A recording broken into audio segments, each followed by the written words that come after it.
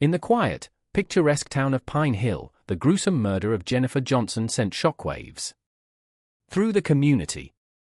What appeared to be a peaceful, close-knit suburban enclave was shattered by a crime of passion and betrayal that revealed the dark underbelly of seemingly idyllic lives. The lives of two couples, Daniel and Linda Garner, and Mark and Jennifer Johnson, intertwined in ways that would lead to obsession, deceit, and ultimately murder. Daniel Garner was a respected architect, known for his charming demeanor and seemingly perfect marriage to Linda, a dedicated schoolteacher. Mark Johnson, a successful financial advisor, and his wife Jennifer were the Garners' closest friends. The two couples shared more than just neighborhood barbecues and weekend getaways. They also engaged in a consensual wife-swapping arrangement that initially brought excitement and novelty to their lives. However, beneath the surface of this unconventional lifestyle, dangerous emotions were brewing. Daniel's fascination with Jennifer grew into an all-consuming obsession, one that Linda, his wife, was painfully aware of. Jennifer, sensing the intensity of Daniel's feelings, decided to put an end to the arrangement, not realizing the deadly consequences her decision would provoke. Daniel and Linda Garner had been married for 10 years, and from the outside, their marriage appeared to be a model of stability and happiness. Daniel was a successful architect, known for his innovative designs and charismatic personality. Linda, a third-grade teacher, was beloved by her students and respected by her colleagues. They lived in a charming house on Maple Street, surrounded by a well-tended garden that Linda took great pride in. Mark and Jennifer Johnson moved to Pine Hill 5 years ago and quickly became friends with the Garners. Mark, a financial advisor, was outgoing and affable, always the life of the party. Jennifer, with her striking beauty and magnetic personality, was equally popular. The Johnsons' arrival brought a new dynamic to the neighborhood, and their friendship with the Garners blossomed over shared interests and mutual respect. The idea of wife-swapping was first brought up during a dinner party at the Garners' home, fueled by wine and a sense of adventure. The conversation turned to the topic of open relationships. To everyone's surprise, the concept was met with curiosity rather than shock. Over the next few weeks, the idea was discussed more seriously, with all parties agreeing to boundaries and rules to ensure their primary relationships remained intact. The first encounter was awkward but exciting. Daniel and Jennifer and Mark and Linda exchanged partners for the night. It was a thrilling yet nerve-wracking experience, but one that left them eager for more. What started as a once-in-a-while experiment soon became a regular part of their lives, adding a spark to both marriages. Initially, the arrangement seemed to work well.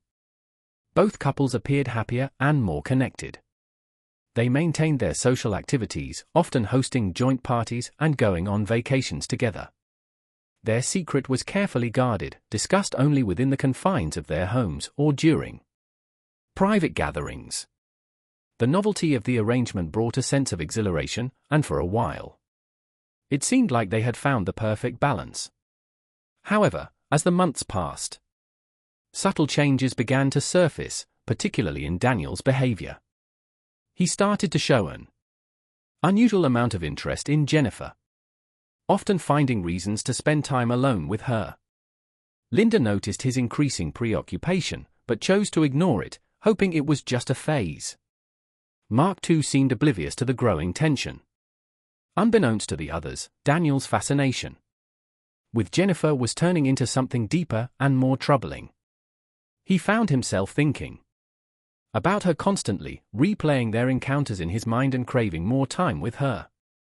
What had started as a harmless adventure was slowly morphing into an obsession that would have devastating consequences for all involved. Daniel's fascination with Jennifer was no longer just a thrill. It had evolved into an all-consuming obsession. He thought about her incessantly, his mind wandering to their encounters during work meetings and family dinners, his architectural projects, once his passion, now seemed secondary to his desire for Jennifer. He started to find ways to be near her, volunteering to help with tasks Mark usually handled, or inviting the Johnsons over more frequently. Linda began to notice the change in her husband. At first, she attributed it to the excitement of their new lifestyle, but soon it became clear that Daniel's interest in Jennifer went beyond their agreement. He became irritable and distant when they weren't with the Johnsons, and his conversations often veered towards Jennifer's likes and dislikes, her quirks and habits.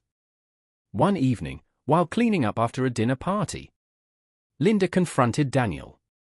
His reaction was defensive, dismissing her concerns as jealousy. Linda, not wanting to disrupt the delicate balance they had established, let it go but kept a closer eye on him. Her suspicions grew when she found him staring at Jennifer during gatherings, his gaze lingering longer than necessary. Jennifer too began to sense Daniel's growing obsession. Initially flattered by his attention, she soon found it uncomfortable.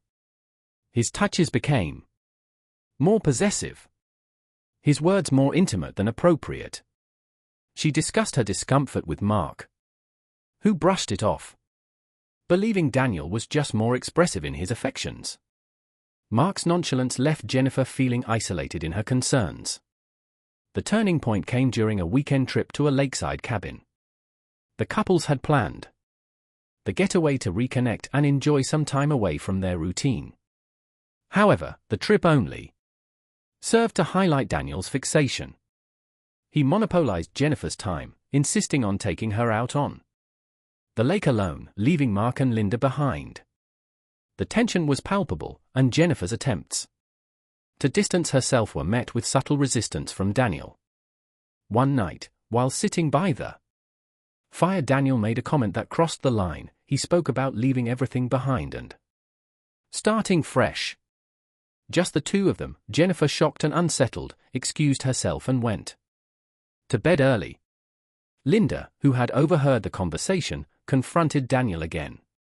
This time he was less dismissive, but still refused to acknowledge the depth of his feelings. Linda's frustration grew as she realized the extent of Daniel's obsession. She loved her husband, but was increasingly aware that his infatuation with Jennifer could destroy their marriage and their friendship with the Johnsons. Despite her efforts to intervene, Daniel's behavior only became more erratic. He started to follow Jennifer outside of their arranged meetings, showing up at her yoga classes and even appearing at her workplace under the guise of casual visits. Jennifer's unease turned to fear. She confided in a close friend who advised her to distance herself from Daniel as much as possible. Determined to take control, Jennifer decided to end the arrangement altogether. She hoped that by doing so, Daniel would return to his senses, and they could all move on from this chapter without causing further harm. One evening, while Mark was away on a business trip, Daniel showed up at the Johnsons' house unannounced. Jennifer was taken aback but let him in, hoping to avoid a scene. They sat in the living room, the air thick with unspoken tension. Daniel confessed his feelings for her, speaking of a future where they could be together openly. Jennifer, horrified, tried to reason with him, explaining that their arrangement was never meant to be more than a temporary excitement. As Daniel's declarations became more intense, Jennifer's fear turned to anger. She realized she needed to put an end to this before it destroyed her marriage and her friendship with Linda. She told Daniel firmly that their arrangement was over and that he needed to respect her boundaries and her marriage. Daniel, visibly shaken, tried to persuade her to reconsider, but Jennifer stood her ground. Over the next few days, Jennifer avoided Daniel, hoping he would come to his senses. She confided in Linda, who listened with a heavy heart. Linda knew her husband's obsession had gone too far, and while she wanted to support Jennifer, she also felt a twisted loyalty to Daniel. She promised Jennifer she would talk to him, hoping to defuse the situation. However, Daniel's obsession only deepened. He started showing up at Jennifer's work, waiting for her after hours and leaving her messages expressing his undying love. Jennifer, feeling increasingly unsafe, decided to confront him one last time, hoping to make him understand the gravity of his actions. They met at a secluded park away from prying eyes. Jennifer reiterated that their arrangement was over and that his behavior was unacceptable. She pleaded with him to let go and move on. Daniel, unable to accept her rejection, grew desperate. He accused her of leading him on and playing with his emotions. Jennifer, maintaining her composure, insisted that they part ways and return to their respective marriages. Unbeknownst to them, Linda had followed Daniel to the park. She watched from a distance, her heart pounding as she saw the confrontation unfold. She could see the anguish on Daniel's face and the determination on Jennifer's. Linda knew that this confrontation was inevitable, but she also feared what might happen next. As the argument escalated, Daniel's desperation turned to anger. Jennifer's refusal to entertain his fantasies felt like a personal betrayal. He lashed out verbally, calling her names and accusing her of ruining his life. Jennifer, holding back tears, stood her ground, refusing to be intimidated. Linda, watching from the shadows, felt a surge of panic. She knew she had to intervene before things got out of hand. She stepped out of her hiding place and approached the two, her voice shaking as she called out to Daniel. The sight of Linda seemed to snap Daniel out of his rage, and he turned to her, his expression a mix of confusion and relief. Jennifer, taking advantage of the distraction, walked away, determined to put as much distance between herself and Daniel as possible. Linda, now alone with her husband, tried to calm him down. She reassured him that they would find a way to move past this. But inside she knew that their lives had been irreversibly changed. The affair had reached its breaking point, and Jennifer's decision to end the arrangement had set off a chain of events that could not be undone. As the dust settled, the true extent of Daniel's obsession and the depths of Linda's complicity would soon come to light, leading to a tragic and violent conclusion. The confrontation at the park had left Daniel in a state of turmoil. Jennifer's firm rejection and Linda's unexpected appearance had shaken him to his core. He returned home that night, his mind a whirlwind of anger, betrayal, and despair. Linda, sensing the storm brewing within him, tried to soothe his troubled thoughts, but Daniel remained inconsolable. Over the next few days, Daniel's behavior became increasingly erratic. He vacillated between bouts of intense anger and deep despondency. He stopped going to work, spending his days obsessing over Jennifer's rejection and the perceived injustices he had suffered. Linda, unable to reach him, felt her own frustration and fear growing. She knew something had to give, but she wasn't prepared for the drastic turn of events that would soon unfold.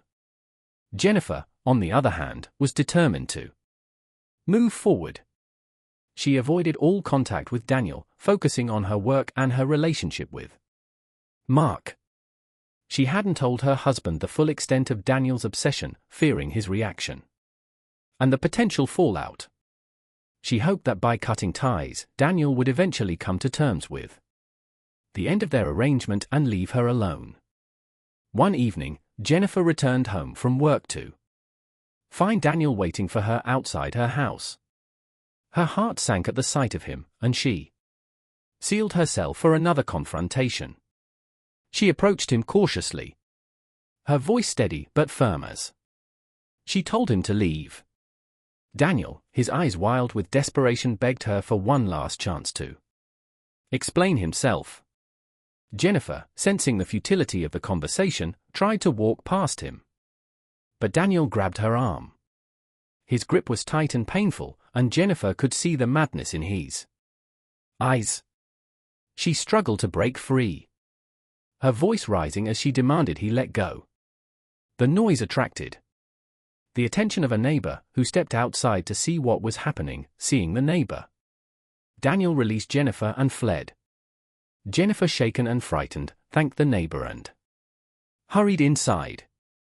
She called Linda, hoping to find some way to resolve the situation without involving the police. Linda, hearing the fear in Jennifer's voice, agreed to meet with her the next day to discuss how to handle Daniel's increasingly unstable behavior. The next day, Linda met Jennifer at a local cafe. Jennifer, looking exhausted and tense, explained the encounter with Daniel and her growing fear for her safety. Linda listened intently, her mind racing as she tried to formulate a plan. She promised Jennifer that she would talk to Daniel and make him understand that their relationship was over. After the meeting, Linda returned home to find Daniel in a state of agitation. She confronted him about the incident with Jennifer, her voice a mix of anger and concern. Daniel, feeling cornered, lashed out at her, accusing her of taking Jennifer's side and betraying him. The argument escalated, and Linda, fearing for her own safety, retreated to their bedroom. That night Daniel's thoughts turned darker. He couldn't accept that Jennifer had rejected him, and that his own wife was against him. In his twisted mind, he believed that the only way to resolve the situation was to eliminate the source of his pain. He decided that if he couldn't have Jennifer, no one could. On a cold, clear night, Daniel made his way to the Johnsons' house. He knew Mark was out of town, leaving Jennifer alone. He broke in through a side window and made his way to the bedroom where Jennifer lay sleeping. The sight of her, peaceful and unaware, fueled his rage and desperation. He grabbed a kitchen knife and approached her, his mind filled with a chaotic mix of love and hatred. Jennifer awoke to the sight of Daniel standing over her, the knife gleaming in the dim light. She tried to scream, but Daniel covered her mouth, his grip strong and unyielding. In a fit of rage, he plunged the knife into her chest, silencing her cries. As Jennifer's life slipped away, Daniel stood over her, his mind a haze of conflicting emotions. In the aftermath of the murder, Daniel fled the scene, his hand stained with Jennifer's blood. He returned home, where Linda found him trembling and incoherent. She realized immediately what he had done, and in a moment of twisted loyalty, she decided to help him cover up the crime. The life they had built, the secrets they had kept were all at stake.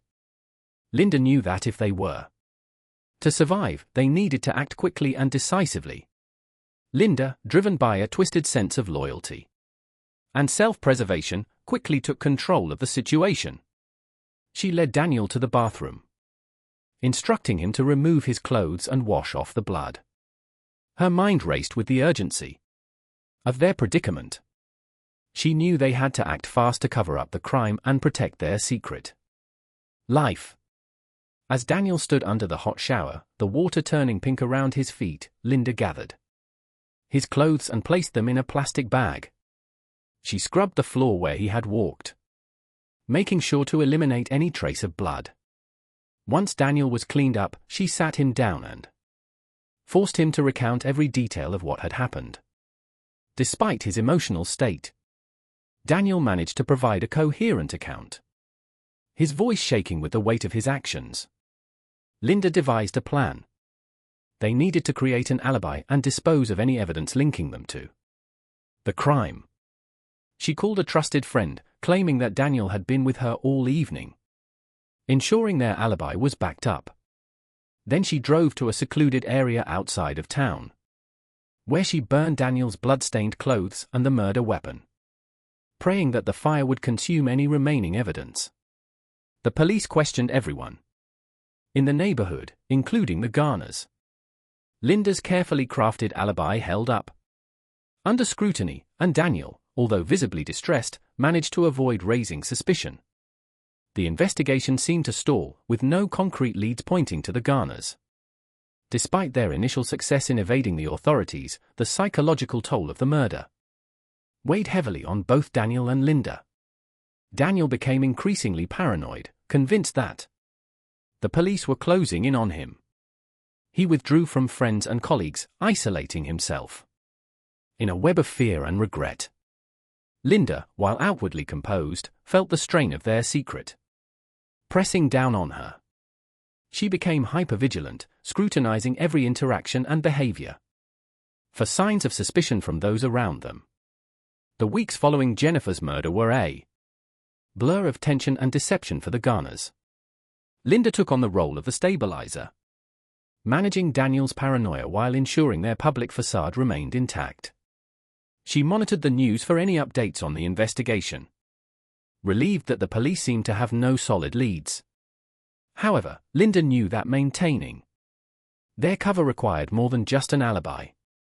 They needed to create a narrative that would divert attention away from Daniel.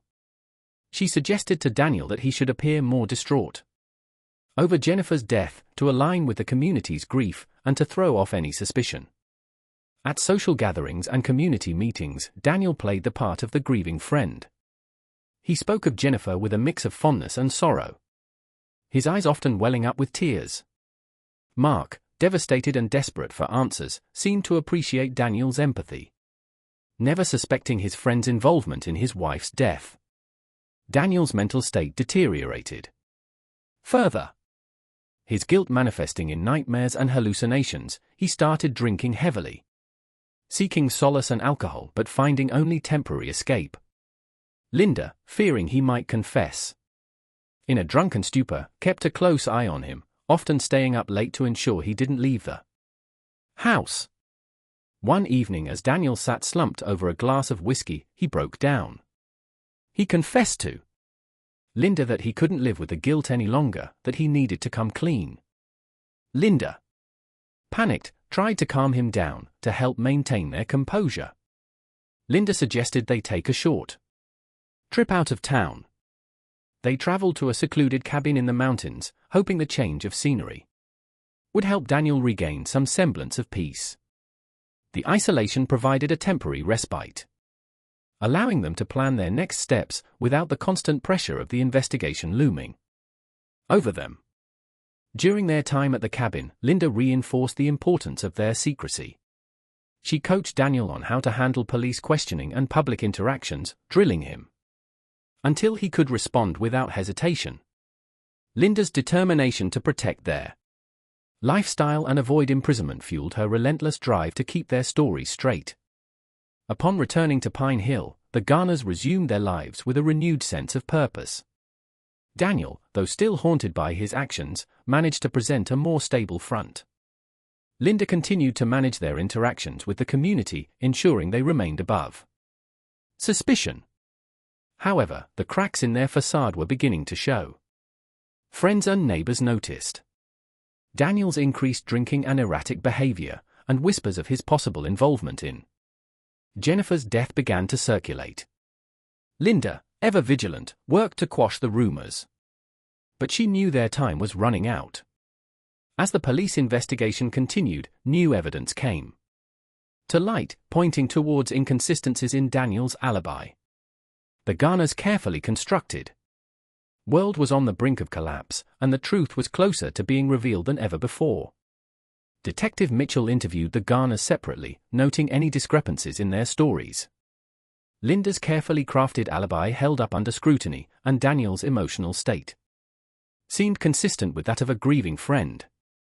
However, Mitchell's instincts told her there was more to the story.